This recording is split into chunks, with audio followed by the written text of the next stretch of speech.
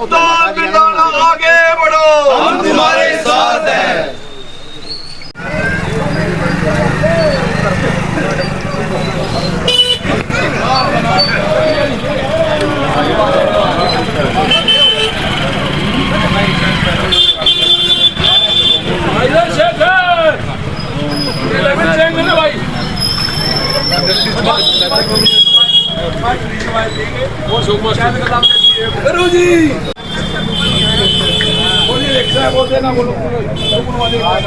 भाई कप्तान बिरधाना जिंदाबाद, कप्तान बिरधाना जिंदाबाद, कप्तान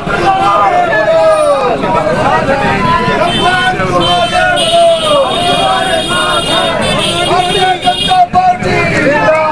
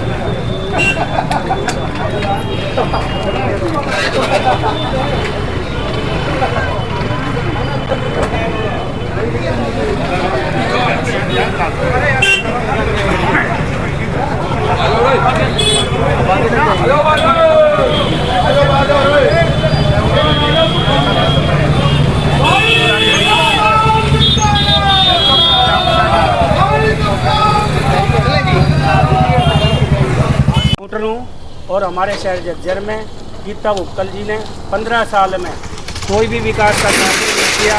जो ग्रांट आई 25 करोड़ रुपए की ग्रांट, जो कि शहर में कहीं भी किसी भी जगह लगाने का काम उन्होंने नहीं किया। इसीलिए पूरे शहर ने मन बना लिया हैगा कि अब की बार कप्तान बिरधाना जी जीत रहे हैं और गीता भुक्कल जी यहाँ से जा रही हैं। सबसे पहले आपको राम राम, आपके दर्शकों को सभी को मेरा राम राम।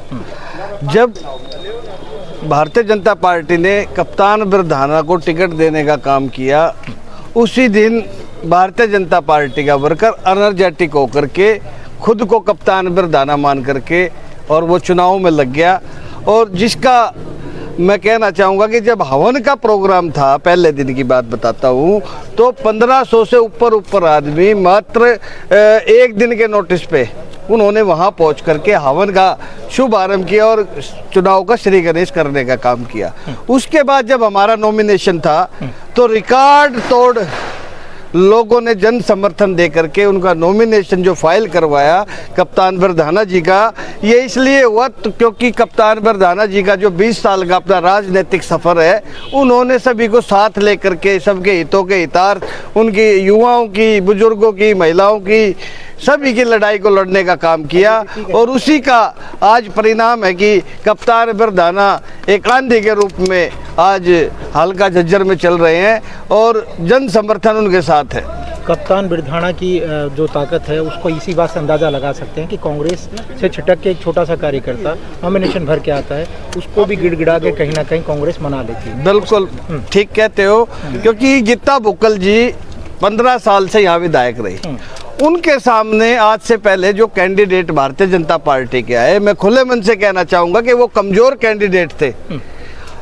टक्कर तो अब होगी, जम के चुनाव होगा और युवाओं के साथ से भारतीय जनता पार्टी के प्रत्याशी भारी मतों से चुनाव जीतने का काम करेंगे। उसके लिए मैं ये भी कहना चाहूँगा, सब्जी मंडी का भी हमारा प्रोग्राम था, सलानी गेट था, और आज हम मेन बाज़ार से होते हुए अभी हम अपना मेन चौक नज़दीक जामा मस्जिद के पास पहुंच गए हैं।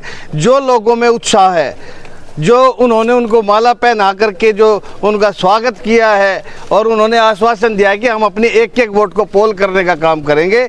पिछले लोकसभा चुनाव में हम कहीं ना कहीं अपनी वोट नहीं डाल पाए थे, लेकिन इस बार हम आपको संकल्प देते हैं कि हम आपके पक्ष में एक एक वोट डाल करके आपको विधानसभा में भेजने का काम करेंगे। 100% नायब सैनी जी के नेतृत्व में भारतीय जनता पार्टी तीसरी बार सरकार बनाने जा रही है और केंद्र सरकार की जो मोदी सरकार की नीतियां हैं जन कल्याणकारी और जो मनोहर लाल जी ने जन कल्याणकारी नीतियाँ बनाई थी। उसके बाद नायब सैनी जी ने भी पूरा प्रयास किया कि सारे काम को किया जाए। इन सभी चीज़ों पर जनता मोहर लगाने का काम करेगी। और उससे भी साथ मिलती हुई बात है कि कप्तान प्रधाना जी का जो अपना व्यक्तित्व है उस पे कहीं ना कहीं लोग एकजुट है और एकजुट दिखाई होकर के बड़े उत्साह से उल्लास से उनके साथ कंधे से कंधा मिला करके खड़े हैं। और युवा साथी आप देख रहे हो कितनी भारी भीड़ है, सब कप्तान बन करके चुनाव लड़ने का काम कर रहे हैं। शुक्रिया। लगातार डोर कर रहे हैं जनाब, किस तरह की समस्या आप लोगों को रूबरू हो रही है और विधायक के प्रति कहीं ना कहीं खुद कांग्रेस में भी रोष नजर आ रहा है, किस तरह से देखते हैं? देखिए, पहले तो मैं आपको भी आपके सभी दर्शकों को धन्यवाद करता हूँ, राम राम करता हूँ। और आज हमारा बाजार का था डोर टू डोर का प्रोग्राम और जिस तरह का समर्थन पूरे बाजार ने एक तरफा समर्थन जो देने का काम किया और बाजार सारा ही उत्साहित है कि आपके अपने बीच में का निकला हुआ एक भाई आज भारतीय जनता पार्टी ने प्रत्याशी बनाने का काम किया। और रही बात आपके विधायक की, तो देखिए विधायक जनता के लिए इसलिए होता है कि जनता की समस्याओं को दूर करे, उनके बीच में रहे, हमेशा उनसे दूरी ना बना के रखे। ये उनकी अपनी सोच है कि 15 साल तक लगातार जो उनको मौका मिला और आज भी जनता में एक रोष है। और रोष के साथ साथ लोग तो ये भी कहते हैं कि मरोड़ बहुत हो गई है, तो लोगों ने मन बना लिया है कि अब विधायक का घमंड तोड़ने का लोग काम करेंगे। 5 अक्टूबर के इंतज़ार में है लोग कि 5 अक्टूबर आए और आपके अपने भाई को एक तरफा यहाँ से जिता के भेजने का काम करें। क्या तीसरी बार भारतीय जनता पार्टी की सरकार बनने जा रही है? आपको कोई शक है?